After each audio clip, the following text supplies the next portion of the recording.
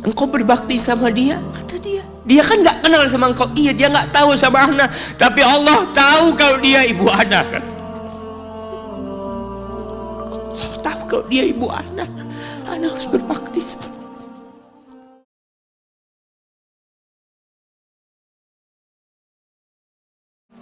Ada seorang syekh cerita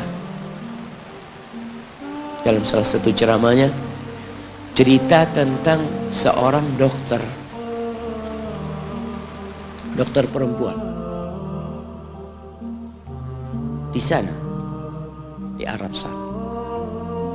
Ada seorang anak lelaki bawa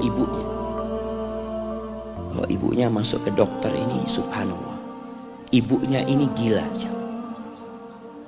Anak-anak muda belum nikah, dia bawa ibunya. Nanti ibunya tersenyum sendiri, ketawa sendiri. Masuk ke ruang dokter itu, mejanya dokter diputerin sama ibunya. Anaknya minta maaf, ya dok, kata dia, sekali-kali nanti ngeliat di televisi dokter itu ada gambarnya Ka'bah. Ibunya ngomong, nak, kau bukan nak ngomong, kamu bohong mat kau bohong sama ibu, katanya mau dibawa umroh ibu, kata dia. Nanti diludahin anaknya, digigit anaknya, nanti kerudungnya ibunya terbuka, dipasangin lagi.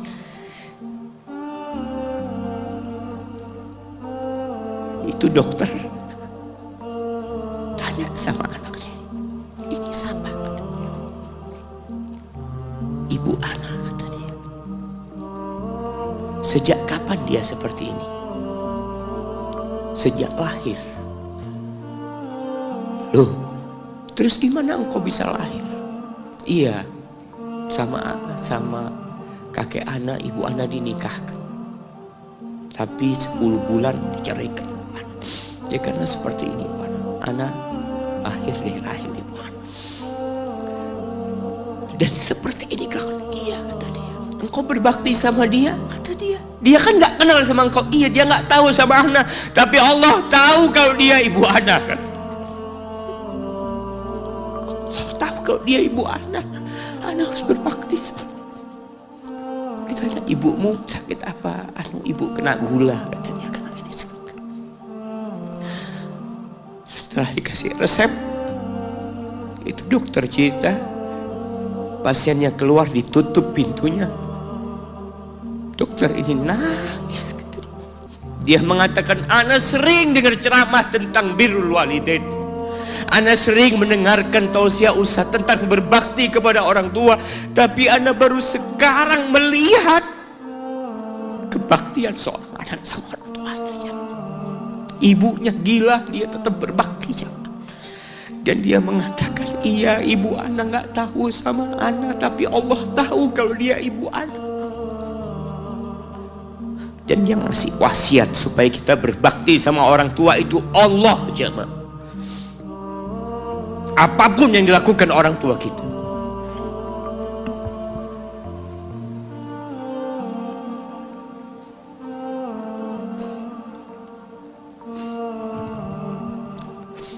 Apalagi ibu. Allah katakan, hamalathu ummuhu kurha wa wada'athu kurha. Ibu kita hamil kita itu dalam kondisi yang sulit.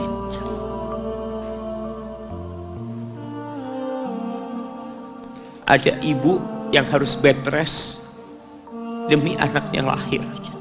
Demi kita lahir, ibu kita itu bed rest. Capek dikit keluar darah. Ada yang harus hamil kita dalam kondisi dia ditinggal sama suami. Dia harus cari nafkah sendiri. Ada yang harus muntah-muntah demi kita. Allah. Lalu kita berdiri buat ibu kita, capek. Diceritakan seorang, ya kita semua tahu ceritanya, tentang 3 orang yang masuk ke dalam gua. Kemudian gua itu tertutup dengan batu yang menggelinding. Lalu mereka bertawasul dengan amal soleh mereka. Salah satunya yang mengatakan, ya Rabbi, Allahumma, ya Allah, aku punya 2 orang tua. Aku punya 2 orang tua. Yang aku senantiasa memberikan susu kepada keduanya sebelum keluarga yang lain minum susu.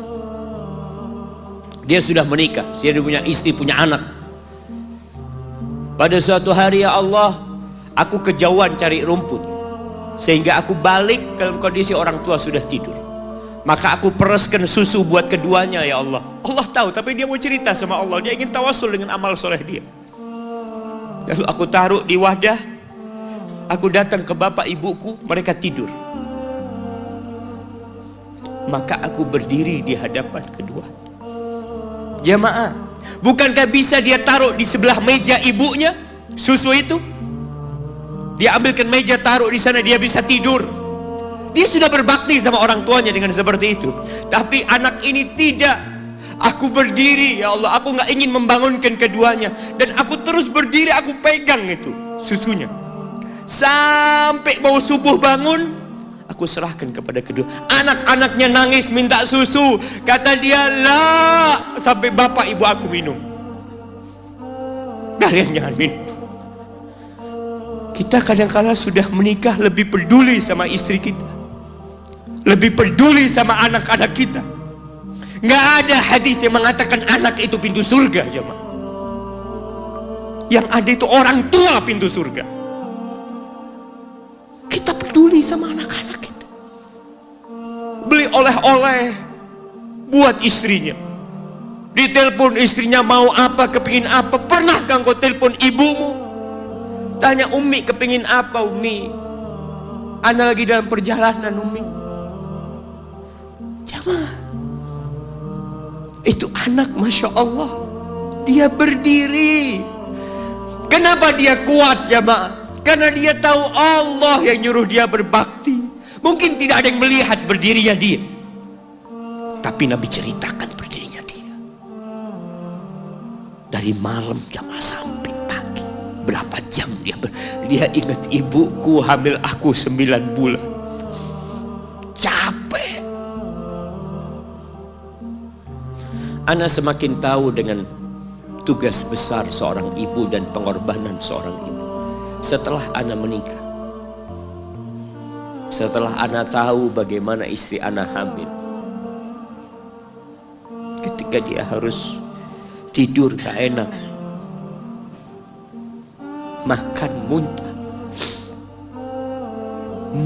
aja, Ana melihat istri Ana sampai lemas dia muntah. Ana ingat begini ibu Ana hamil Ana. Lalu kita lupa, jemaah.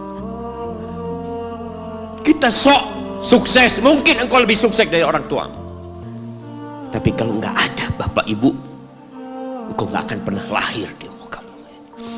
Allah ceritakan ibunya hamil dia. Wa wada'athu kurha, dan melahirkannya dalam kondisi sulit. Kadangkala perut ibu kita itu disobek demi kita keluar dari perut ibu kita. Antum meninggalkan luka di ibu, itu dijahit. Kalau antum anak ketiga, Allahu Akbar, berapa kali dibelah perut ibu kita, tubuhnya jadi jelek gara-gara kita. Tapi dia nggak peduli, yang penting antum lahir dengan selamat. Kalau ibu kita dikasih pilihan, ini nggak bisa diselamatkan dua-duanya, salah satunya akan meninggal dunia. Kira-kira apa kata ibu antum? Iya, nggak apa-apa dok, selamatkan bayinya dok. Nggak apa-apa dok, biar dia lahir dok. Subhanallah. Berapa banyak ibu yang meninggal dunia ketika dia melahirkan anak. Wa hamluhu wa fisaluhu 30 syahra. Hamilnya dan menyusuinya itu 30 bulan. Artinya bukan ketika antum lahir selesai lelahnya ibu kita. Memang ketika antum lahir dengan selamat, Allahu Akbar, Ibu itu lupa dengan rasa sakit dia 9 bulan. Ibu itu lupa dengan jeritan dia mengeluarkan kita ketika kesakitan. Itu lupa. Dia tersenyum, dia bawa anaknya, ditaruh di dadanya. Allahu Akbar. Kalaupun ada air mata yang menetes, itu air mata kebahagiaan orang tua dengan hadirnya kita di muka bumi ini. Lalu kita bisa berjalan. Kita nggak bisa apa-apa lahirnya. Allah rekam kebaikan ibu kita. Kita disusui sama ibu kita. Berapa bulan? 2 tahun. 24 bulan disusui. Mungkin ada yang kurang, mungkin ada yang lebih. Tapi yang jelas kondisi kita tidak bisa berbuat apa-apa. Kita hanya bisa menangis, jemaah. Antum lapar menangis, buang kotoran menangis. Siapa yang datang membersihkan kotoran antum? Ibu antum. Yang gendong antum siapa? Ibu antum. Dia susui. Subhanallah, sampai anaknya agak besar sedikit, diajari bicara sama ibunya, diajak ngomong sama ibunya, diajarin berdiri sama ibunya, diajarin berjalan sama orang tuanya. Allahu Akbar. Kemudian ketika antum sukses, antum berangkat ke luar negeri, antum berangkat ke luar kota, meninggalkan kedua orang tua antum, boleh, asalkan dengan ridho orang tua antum. Kalau ibu antum telepon, antum di Batu sini, kuliah, sampai sukses jadi pengusaha di sini. Ibu antum di kampung telepon, nah ibu ingin kau balik ke kampung. Jangan pernah mengatakan, bu anak kerjanya di sini ibu. Saya ditugaskan di sini, tinggalkan semua pekerjaanmu, pulang ke rumah. Ustaz, gimana dengan istri dan anak-anak anak? Yang ngasih makan istri sama anak-anak antum itu Allah Jalla Jalla. Bawa pulang ke kampung, hidup sama ibu antum. Jamaah, ada seorang sahabat yang izin untuk berjihad, izin untuk mendapatkan surga yang paling tinggi, izin untuk bisa memberikan syafaat kepada 70 dari keluarganya. Kalau dia mati syahid, dia datang kepada Nabi SAW, ditanya, bapak ibumu hidup? Iya, kata dia. Pulang engkau ke sana, fathammal jannah, di sana ada surga. Ilzam rijlaya, engkau tetap di kaki ibumu. Ini mau jihad, bukan mau cari fulus, jemaah. Bukan mau cari kenikmatan dunia, dia mau cari surga. Tapi pintu surga yang paling baik orang tua dapat jauh-jauh. Jamaah, wallah, ketika antum nangis di kasur ibu, di dapur lagi masak, dimatikan kompornya, dia datang jumpai antum. Antum lihat, anak sering lihat ketika kajian, bagaimana seorang ibu yang gendong anaknya yang nangis. Dia ingin dengarkan kajian, tapi engkau menghalangi dia untuk mendengarkan kajian dengan baik. Dia harus gendong. Kadang-kadang nggak boleh deket-deket kajian, yang bawa anak tempatnya lain, dan dia nurut. Engkau ganggu hidup dia dari sejak engkau lahir. Kemudian setelah engkau dewasa, engkau nggak berbakti sama ibu. Lupa dengan wa hamluhu wa fisaluhu 30 syahr. Di masa Umar bin Khattab, ada seorang yang datang kepada Umar mengatakan, ya Amirul Mukminin,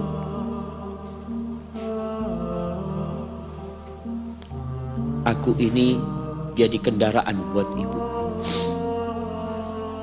Aku ini yang membersihkan kotoran ibu, dan aku palingkan wajahku.